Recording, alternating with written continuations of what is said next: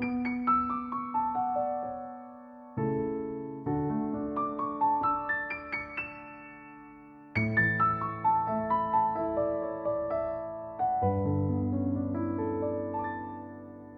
cumprimento a todos os irmãos com a paz do Senhor Jesus.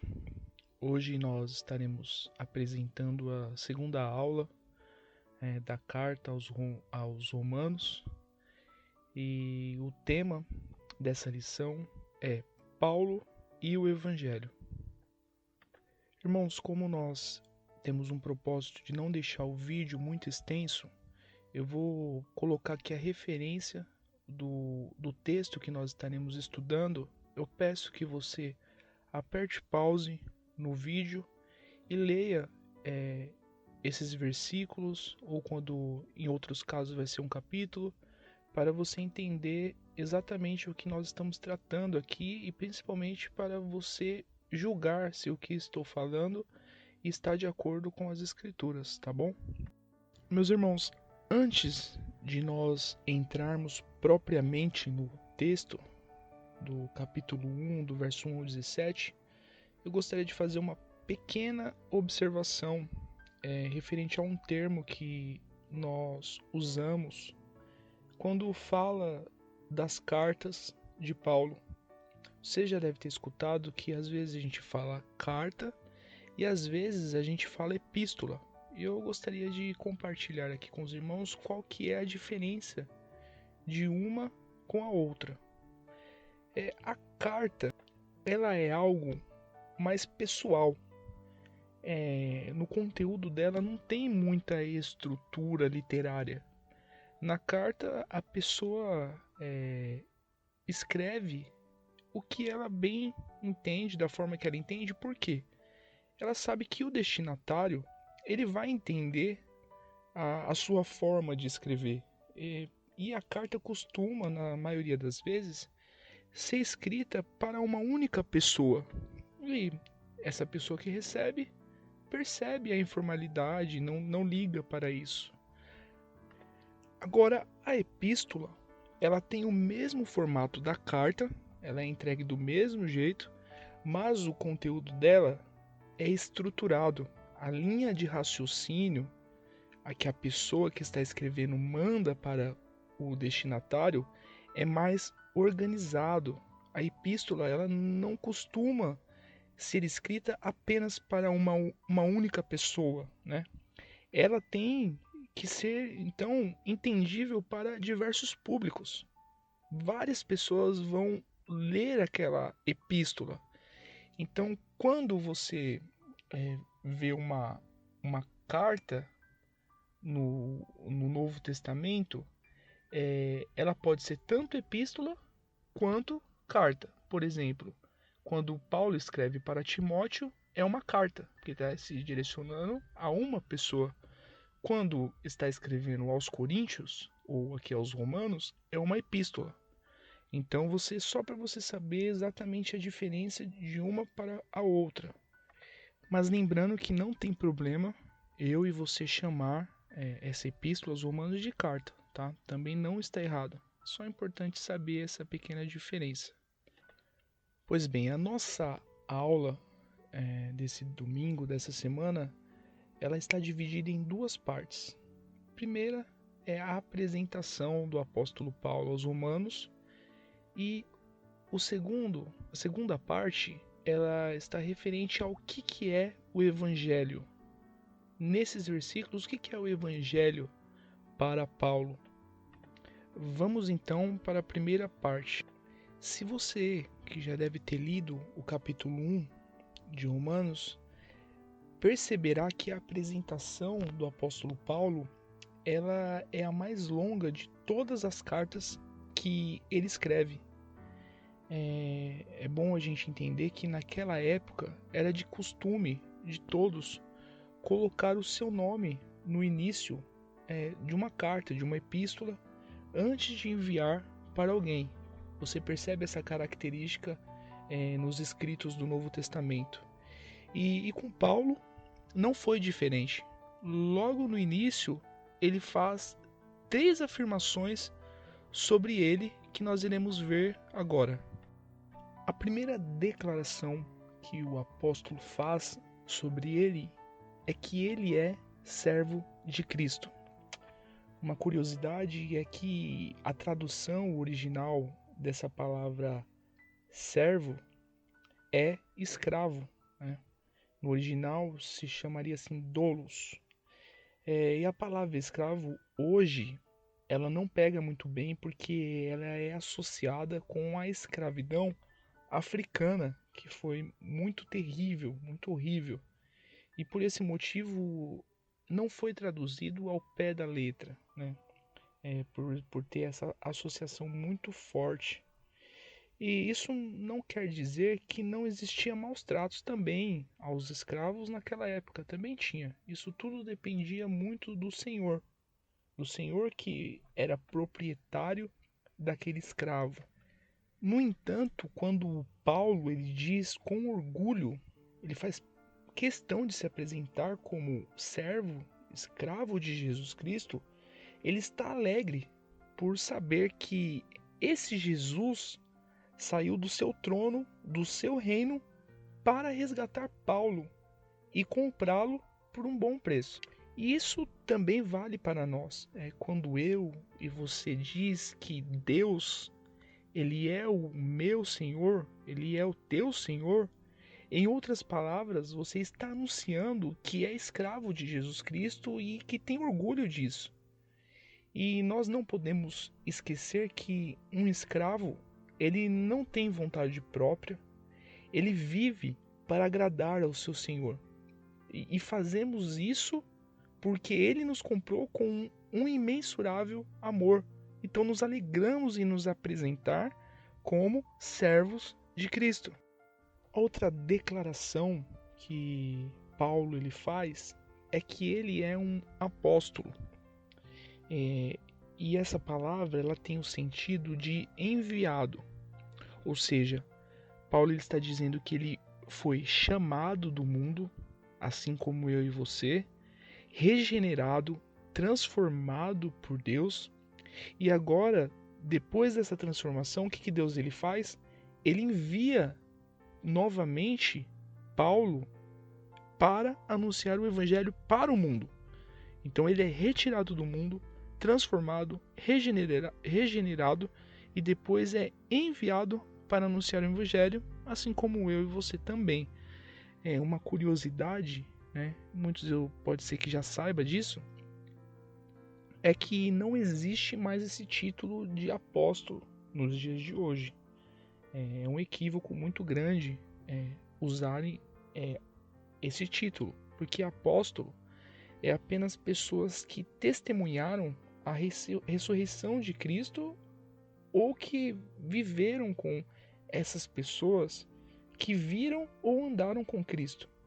Por exemplo, Barnabé, né? Lá em Atos, capítulo 14, verso 14, vai deixar claro que Barnabé era um apóstolo, porque ele andou com Paulo que viu Jesus Cristo. Então não se tem mais esse título. E a última declaração do apóstolo Paulo é enfatizar que ele foi separado para o evangelho de Deus. Logo na sua apresentação, ele deixa claro que nasceu para transmitir o evangelho. A missão dele é falar daquilo que o salvou, que mudou o ser dele. O todo dele foi transformado. Então ele fala, eu fui separado para anunciar isso. Ele não está querendo falar de uma invenção humana ou de qualquer outra coisa, mas sim de uma revelação divina que foi apresentado a ele. A fonte, irmãos, daquilo que tem dentro de você é o próprio Deus que colocou isso em você. E é por esse motivo que estamos aqui como servos, enviados e separados de todo esse mundo, para dizer que existe uma salvação para o homem.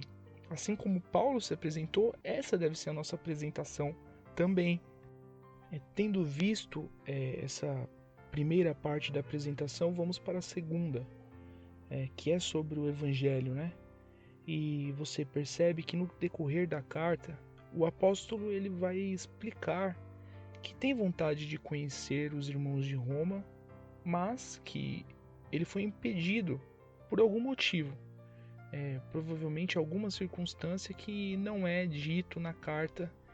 O que foi que aconteceu que Paulo não pôde, até aquele momento, visitar os irmãos de Roma. E a partir do versículo 14 até o 17, ele fala o porquê ele deseja tanto ir a Roma. E dentro desse texto, eu gostaria de fazer uma pergunta para você responder dentro de si. O que você diria para uma pessoa que quer saber o que é o Evangelho? Se hoje alguém te parasse e perguntasse o que é o Evangelho, o que você iria responder? Entre diversas respostas que a Bíblia apresenta sobre o que é o Evangelho, aqui nesse texto nós iremos apresentar três características desse grande mistério de Deus. E a primeira é: o Evangelho é uma dívida para com o mundo. Você vai ver Paulo falando isso no versículo 14. E John Stott, um teólogo, ele diz que há duas maneiras de alguém se endividar. A primeira é quando você empresta o dinheiro de alguém. E aí você adquire uma dívida, né? Quando você passa o seu cartão de crédito, você está passando, na verdade, um dinheiro do banco. Então você está com uma dívida. E tem também uma segunda forma, que é quando recebemos um dinheiro de alguém e essa pessoa ela nos manda entregar para uma outra pessoa. Enquanto você não faz isso, você está em débito com a pessoa que mandou você entregar o dinheiro. E é no segundo caso que eu e você e também Paulo, nós somos devedores. Deus, ele nos entregou um tesouro.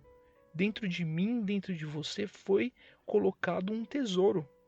E ele deixou claro para entregar esse tesouro, essa preciosidade, para outras pessoas. O Evangelho nunca foi algo para deixar somente com você. Por isso, Paulo diz: eu estou sempre em débito com todo mundo. Por isso, eu quero ir aí até vocês para poder falar das boas novas para os outros que estão perto de vocês. O segundo ponto do Evangelho é que ele sempre nos deixa pronto. Você percebe que Paulo ele fala: eu estou pronto. Não é no sentido de que você não possa melhorar, no sentido que você possa compreender mais da palavra de Deus conforme a sua vida cristã. Mas, mesmo limitações, as suas dificuldades, o Evangelho ele entra no coração daquele que é regenerado com simplicidade e ao mesmo tempo com profundidade. Porque essa mensagem ela é assim, ela tem essas duas características. Sempre ela te dará condições para estar pronto em anunciar a morte e ressurreição de Cristo. E um fato interessante é que Paulo diz que teve impedimentos, olha que incrível, para ir até Roma anunciar o Evangelho.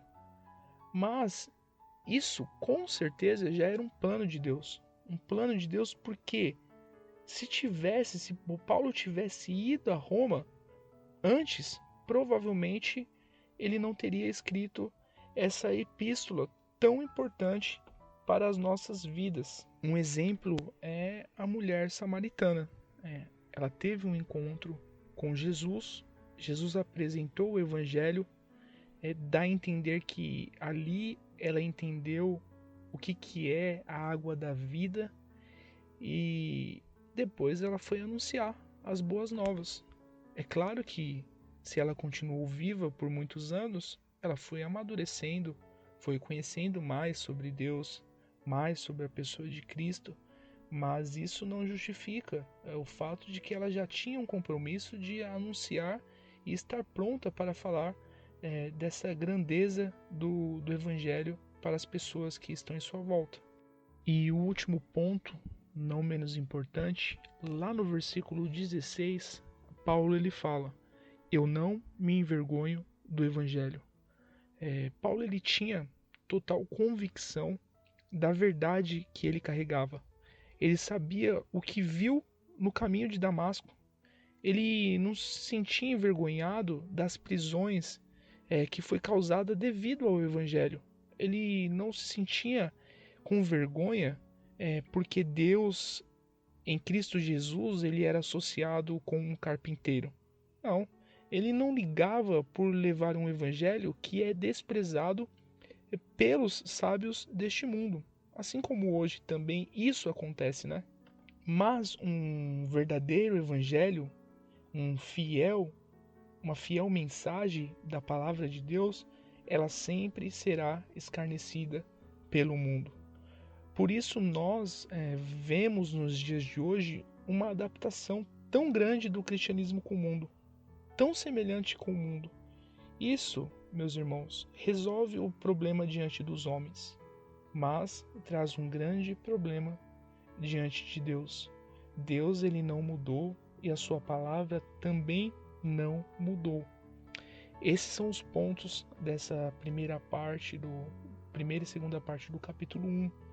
E eu gostaria de fazer algumas aplicações com os irmãos. A primeira é sempre deixe claro em todos os ambientes que você for introduzido, na escola, no trabalho, na sua família, no ponto de ônibus, no hospital, em todos os lugares, você tem que se apresentar como um servo de Deus, ou com a sua boca, ou com as suas atitudes. Você vê que Paulo fez questão de começar sua carta mostrando o que ele carregava. Assim também tem que ser com as nossas vidas, mostrar o que carregamos dentro de nós. E a segunda aplicação que nós podemos aprender aqui nesse texto é da importância de entregar esse evangelho para outras pessoas. Imagine que, trazendo uma ilustração aqui, que você sabe que tem uma bomba na casa do seu vizinho e a qualquer momento ela vai explodir. O que você faria? Acredito que, independente da reação do seu vizinho, você ia tentar alertá-lo, ia falar. Não importa se ele iria acreditar em você ou não, não importa se ele iria dar risada de você ou não, você ia ter uma obrigação moral de falar: tem uma bomba aí dentro. E isso também serve para nós como cristãos. Nós temos a salvação, nós sabemos o que pode tirar o homem do inferno e temos a obrigação de entregar isso às pessoas. Somos devedores nesse sentido de entregar esse tesouro para outras pessoas também. E dentro de tudo isso que nós falamos, que você possa viver mostrando todos os dias quem é Cristo para este mundo perdido. Que Deus abençoe a todos, em o nome do Senhor Jesus Cristo. E agora eu quero falar sobre as atividades que os irmãos irão fazer nessa semana. O grupo 1, eu gostaria que vocês me apresentassem no particular, pode ser no particular, tá? 5 características do evangelho verdadeiro e do evangelho falso nos dias de hoje. O que você vê de características importantes e de características que atrapalham o verdadeiro evangelho. O grupo 2, eu quero que responda essas 3 perguntas também no particular. Quando eu falo particular, eu quero que vocês mandem para mim no WhatsApp, no privado, tá? O que aconteceu no caminho de Damasco? O que significa essa expressão boas novas? E a terceira pergunta, por que não tem mais apóstolos nos dias de hoje? O grupo 3 tem como atividade contar em áudio ou texto como foi a sua conversão. Eu gostaria que vocês compartilhassem isso no nosso grupo da sala da EBD. O grupo 4 vai fazer uma pesquisa dos textos bíblicos no qual Jesus ele fala da importância de anunciar o Evangelho. Que Deus abençoe a presença de todos os irmãos. Eu conto com vocês e com o compromisso de todos de fazer essa atividade e me mandar para que um anime o outro, um traga força para o outro. Isso é muito importante. Que Deus abençoe e até a próxima aula.